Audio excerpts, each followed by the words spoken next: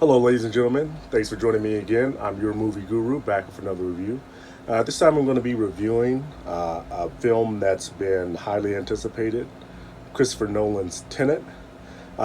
Christopher Nolan, for those of you who have seen his films, you'll kind of have some idea of what type of film you're going to get. So, for those of you who are unfamiliar, he's responsible for films like Memento, the Dark Knight trilogy, Interstellar, Inception, Dunkirk. He's pretty celebrated director recently. A lot of his movies get a lot of critical acclaim. For me personally, some of them I really enjoy, and then some I feel were kind of misses. Some of the misses to me were The Dark Knight Rises and Dunkirk. But films like Memento, Inception, Interstellar, I thought that he did very well. And Tenet, I'll tell you right up front, it's got a 74% score on Rotten Tomatoes and a 78% audience score. And that's kind of really in line with what I give it. I give it a 7.5 out of 10.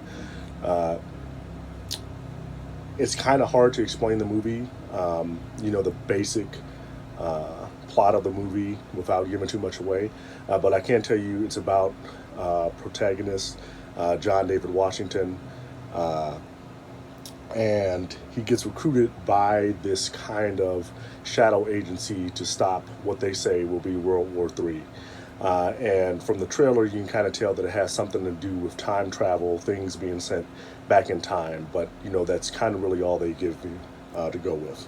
The film also stars Robert Pattinson and Elizabeth Debicki. I think I said her name right. Uh, but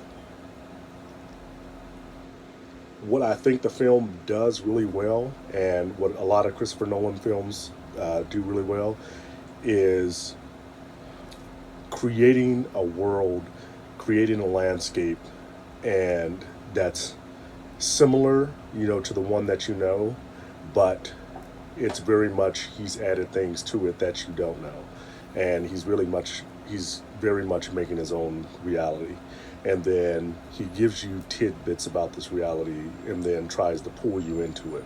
He really does very well in creating an environment that he wants you as the viewer to live in and how you're going to navigate his film.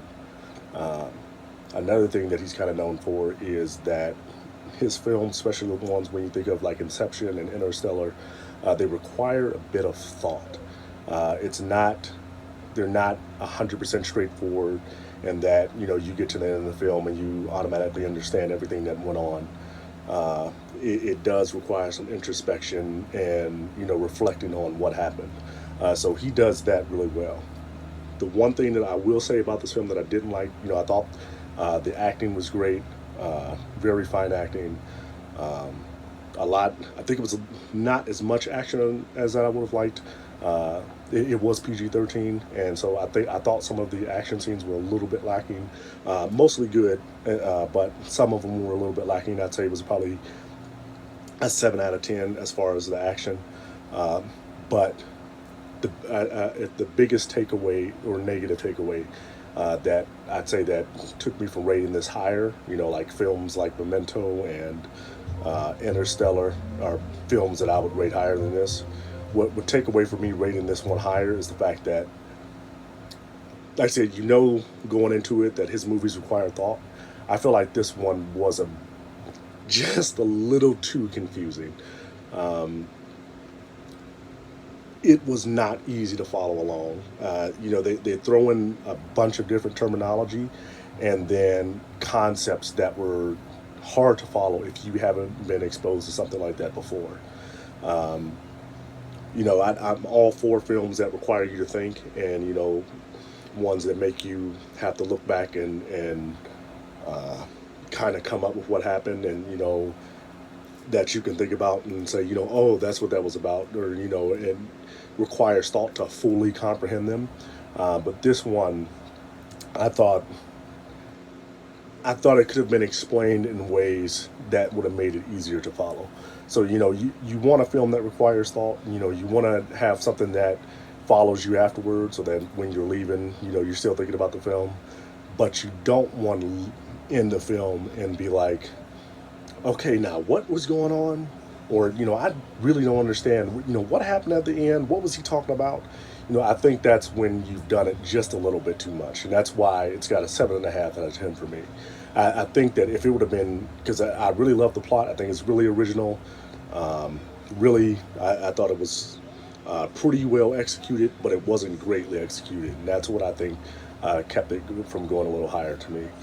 This film, I think I might do a first with this film and actually make another video where I'm explaining what went on, at least how I saw, what was going on, because this is one of those films, like I said, that I think was hard to follow, and you really need to sit and think about to unpack what happened. Like, this is a film you might even have to watch 2 or 3 times to really understand everything that was going on. So this one I might actually do one with spoilers and talk about how I saw everything that was happening.